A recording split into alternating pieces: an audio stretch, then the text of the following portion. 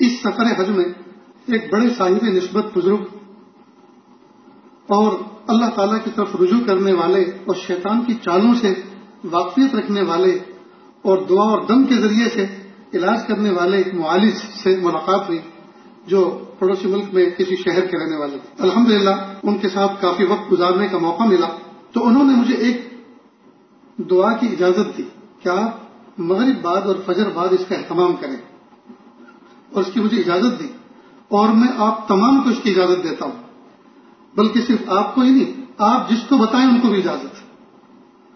آپ انشاءاللہ اس پر عمل کریں. اس کی برکات کہاں کہاں ظاہر ہوں گے، چاہے جسمانی بیماری ہو چاہے روحانی بیماری، اسی طرح چاہے کاروباری تکلیفیں ہوں، پریشانیاں ہوں، چاہے تعلقاتی تکلیفیں ہوں، انشاءاللہ تمام پر اس کا اثر پڑے گا. بہت اہمیت والی دعا ہے اور اہتمام سے اس کو پڑھیں. سب سے پہلے درود شریف، اس کے بعد اعوذ باللہ بسم اللہ کے ساتھ سورہ فاتحہ، اعوذ باللہ بسم اللہ کے ساتھ سورہ فاتحہ، سب ایک ایک مرتبہ پڑھنا ہے.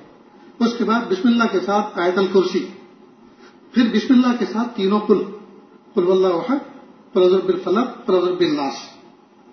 پھر اس کے بعد ایک چھوٹی سی دعا پڑھنی ہے، یا عزیز یا حمید یا ذل عرش المجید اصرف عنا شر کل جبار عنید.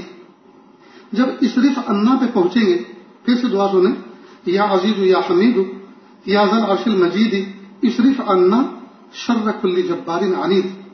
جب اصرف عنا آپ پڑھیں گے تو اس پہ اپنی تکلیفوں کا تصور کریں، دھیان دیں، یا تو ایک مجموعہ اپنے ذہن میں تصور کریں تو اس کا استحضار کر لیں بس. اس کے بعد آخر میں پھر درود شریف، اور یہ پڑھنے کے بعد دونوں ہاتھوں کو اس طرح سے پھیلائیں جس طرح دعا میں پھیلایا جاتا ہے، اور ان کو تھٹکار لیں، یعنی اس پہ ایسا دم کریں جس میں تھوک کے ذرات بھی شامل ہو، اس طرح سے. اور پھر سر کے پیچھے سے لے کے آگے تک پورا چہرہ، اور دائیں بغل کے نیچے سے پورے ہاتھ پر آگے تک، اور اس کو ایسے پھیریں جس طرح سے کسی چیز کو جھاڑتے ہیں. اسی طرح بائیں بغل کے نیچے سے آگے تک پورے ہاتھ، اور اوپر سے اس طرح سے اس کو جھاڑیں جس طرح سے کوئی گرد وغیرہ یا کوئی کیڑا چڑھ جاتا ہے اس کو جھاڑا جاتا ہے. ٹھیک.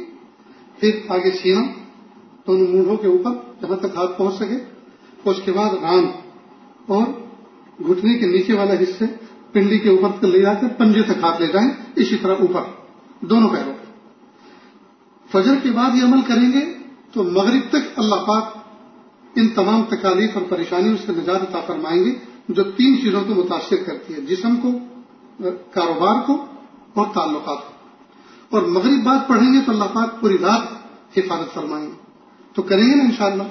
بس میں نے اس کو کرنا شروع کیا، تقریباً 15-20 دن ہونے آئے ہیں، الحمدللہ میری قدرات کی تو شکایتیں ختم ہو گئی. نبی پاک صلی اللہ علیہ وسلم نے اپنی حیات طیبہ میں صبح قیامت تک آنے والے انسانوں کو تکلیفوں سے بچنے کے سارے اسباب عطا فرما دیے، طریقے بتا دیے.